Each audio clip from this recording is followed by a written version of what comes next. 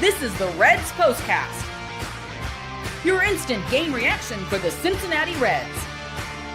Part of the Locked On Podcast Network, your team every day.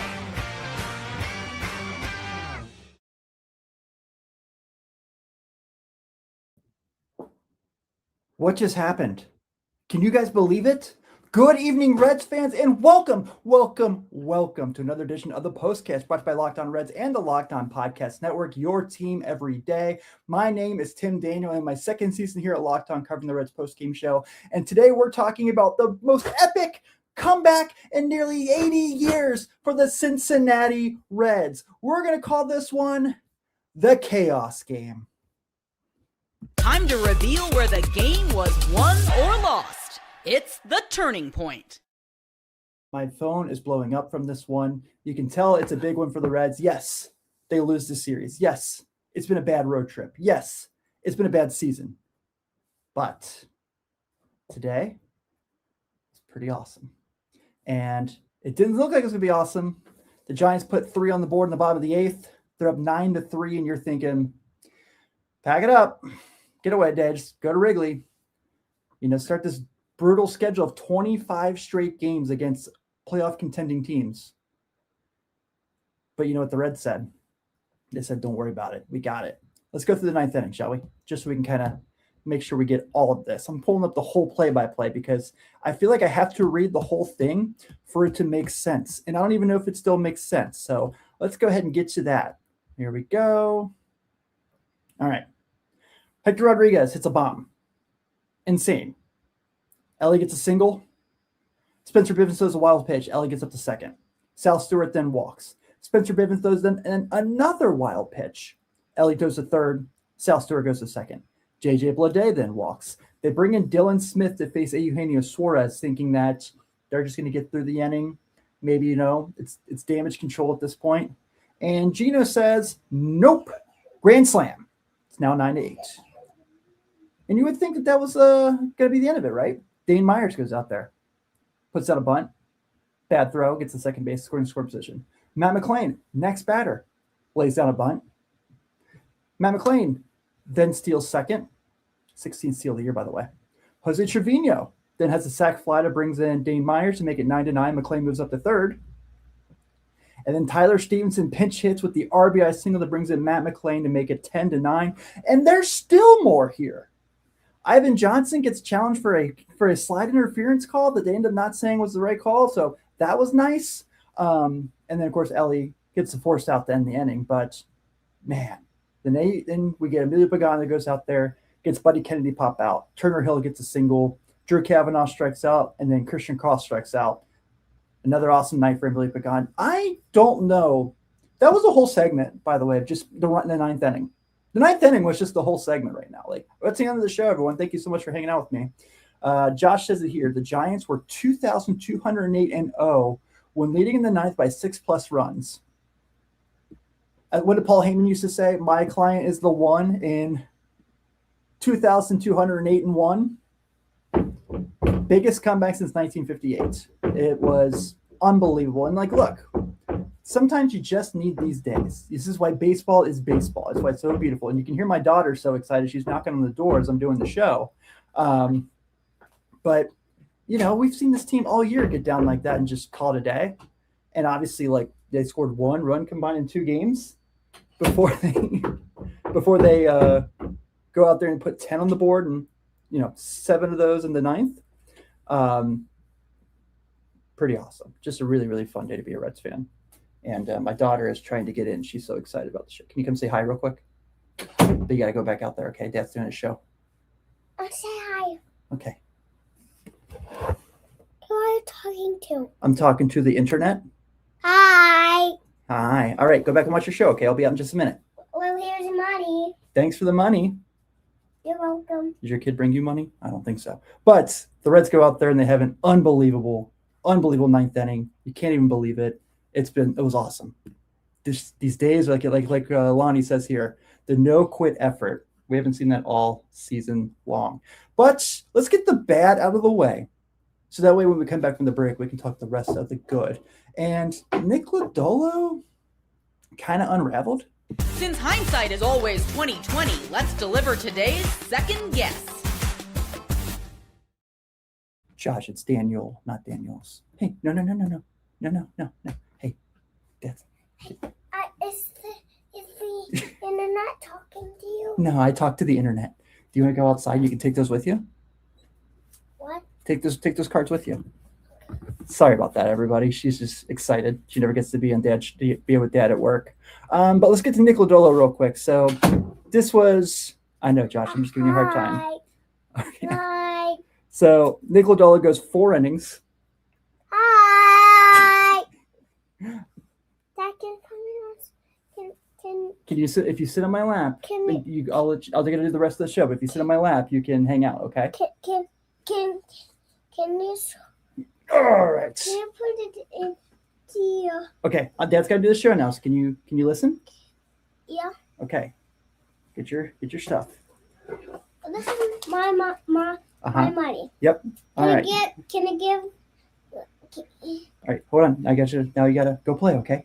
Sorry, everybody. This never happens. But Lodolo goes 4 innings today and looked really good the first 3, and the 4th inning just looked really bad. Has 4 earned runs, 5 strikeouts. Does give up a couple homers, and you're kind of thinking it's a little nervous. But then it's like that's when the things start looking bad, really, right? Julian Garcia then goes out there, gets 2 innings of 2 earned runs ball. And, Julian Garcia hasn't had a lot of bad outings this year, really. So to have him have one of those kind of shocking. Brock Burke gets an inning with a strikeout, and looks like he's kind of bounced back from his rough outing over the weekend. Tony Santillan got the win, but I would say he did anything but today. Going an inning with 3 earned runs, 2 hits, 2 walks, and 2 strikeouts, and then Emilio Pagan locks it down for the 17th save. But Nick Lodolo, this is definitely concerning at this point. Like the ups and downs of the season, the inability to kind of stay involved, and obviously the injuries, and then the Arizona outing, and then this outing where I'm listening to the radio broadcast, and Tommy's like, man, he looks so much more controlled than he did in Arizona, and then just kind of unravels from there. But thankfully, that's not the story of the game. And that's what we can go through here. So the Reds are victors today, even with Nick Lodolo. But let's talk about our guy. Hector Rodriguez gets his first leadoff spot in. He kind of owned it.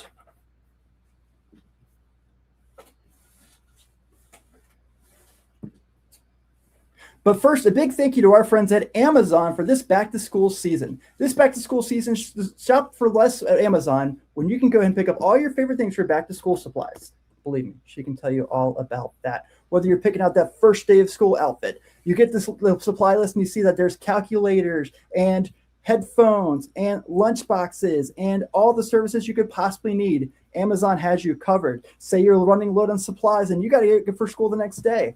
Amazon has you squared away. There's a lot of fun there with Amazon. I absolutely love it. It's something that comes as a regular at our house, especially when you have the growth spurt, when you buy those closer back to school and your kids, the growth spurt 2 weeks later, and you're right back where you started. When the teacher's supply list arrives and somehow every item feels completely reasonable on its own, then you add everything together and realize just how much stuff one kid needs for one school year. So remember, with Amazon's low back-to-school prices, just spend less on your kids, because every dollar you don't spend on them is a dollar you haven't spent on them. Shop back to school at Amazon and spend less on your kids. Thank you all for making Locked On Reds your first listen each and every day, whether you're catching up with me at the end of the show the next morning, see what happened in the game, or you're hanging out with Jeff and Steve Monday through Friday on Locked On Reds as well. And if you are an everydayer, don't forget to join the Locked On Reds Everydayer Club as well. Get access to ad-free episodes of all your favorite Locked On Reds shows, as well as our Discord chat as well. And it's a lot of fun, ad-free, you name it, we got you squared away. She's just having the best time at work with Dad today. Let's talk about Hector Rodriguez. This is the Locked On Player of the Game. So I'm sure some of you, like me, when the lineup came out today, went, wait, what? And you said, Hector Rodriguez is leading off? You're like, okay. And then Hector Rodriguez goes out there and gets 3 hits in his first day in the leadoff spot and 2 homers, including a monster shot. I thought, so 2 homers in this game today, 1 from Hector Rodriguez, 1 from Rafael Devers. We get shots We get McCovey Cove shots at that. And then obviously has the one earlier in the game too. Really great day for Hector Rodriguez. And, how many times have I said this when he's been in the lineup? Like, yeah, he's looked overmatched at times, but he's starting to really look like he's going to be a pretty darn good big leaguer. Again, this is 50 at-bats we're talking about here. 50 at-bats, he's got his OPS up to 731. His last 7 games, he's got a 346, 393, 731 slugging. Feels like he's kind of starting to get the hang of it. He's starting to be a little more comfortable at the big league level. And so that was really fun to see. So I assume when they go to Wrigley on Friday afternoon, you'll probably see the same 1, 2, 3 at the top of the order. I think he's earned the right to go be back there again. Let's talk about Elly real quick. I thought had a really good day today, 3 for 6 today. No strikeouts. So really nice to see. Sal Stewart, we're going to get to him here in a second for his milestone. Gino, 4 runs batted in today, obviously. Got a homer. It was really good today. Goes 2 for 5. Dane Myers today, 3 for 4 with a walk. That's been awesome. Just talk Gino. Buddy. He's out to 19 homers? And that didn't look possible with how much he was struggling there for a bit. So maybe we got something going here. I don't know. By the way, Brian Hayes got a hit today. Just make sure I had to put that out there because anytime he gets a hit, it's a milestone, right? So fun, just a fun day. And, you guys talked about it. Let's talk about Sal Stewart. This is what you'll be talking about. So Sal Stewart gets his 100th run batted in of the season in San Francisco. Further proof that he should be Rookie of the Year. It's on a sac fly that brings the game to 6-3. He brings in Brian Hayes on that as well. So we're now at this point with him where yesterday he gets the homer to break the shutout streak. And then today gets his 100th RBI to bring it within 3. And then, of course, the game just is a whole other ball game after that. Between the 9th inning alone could have been the baseball game. It was insane. So how Sal Stewart adding to his Rookie of the Year candidacy, I like it. I think he's going to be – this is the guy for a long time here. So hopefully we can get a little bit more of that and see him do as well. So did you guys think 100 RBI, 30 home run season was possible for Sal Stewart this year? Maybe like 2-3 years down the road, I thought so. I did not think he was going to have his first full big league season and do what he's doing. By the way, he's now up to 513 at-bats on the season so far. So a lot of love to Cincinnati there. Last 7 games for Sal, 9 for 30, 300 at batting average, 333, 400 slugging, homer, 6 RBI, 2 walks. So we are seeing them getting some stuff going. I hope that we see this team finds a way. Obviously we know what the schedule is here. We know what things look like for the next month. I'm feeling we're gonna have a lot of brutal postcasts, but at least we can have fun today, right? We can have fun today, and we can forget that they lost 2 games in the series, and we can go ahead and we can enjoy the off day tomorrow, knowing the Reds at least gave us some enjoyment before they had a day off. But the Reds are winners today against the San Francisco Giants, 10-9. The Reds have 10 runs on 15 hits and 0 errors.